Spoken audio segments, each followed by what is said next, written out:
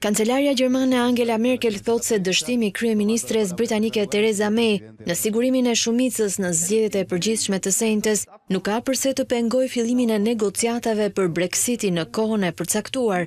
Duke theksuar se BE ishte gati për bisedimet, kancelaria tha se beson që edhe Britania e Madhe do të respektojë afatet. Në deklaratën e saj të parë që kur Partia Konservatore e May humbi 13 vende në parlament, Merkel shtoi se shpresonte që Britania e Madhe të mbetej një partner i mirë pas bisedimeve.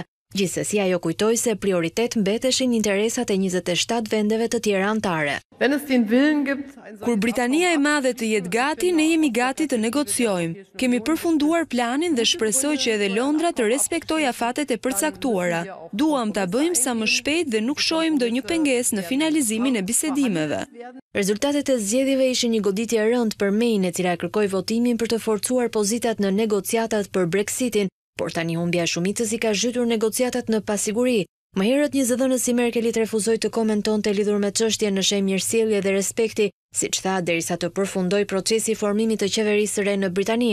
Kryeministri u shpreh se do të krijonte qeverinë me Partinë e Unionit Demokratik të Irlandës Veriore, e cila siguroi 10 mandate. Presidenti i KS Jean-Claude Juncker tha se bisedimet duhet të nisin sa më shpejt, ndërsa kreu i Këshillit Evropian Donald Tusk kujtoi se ato duhet të përfundonin sipas afatit të caktuar në mars të 2019-s.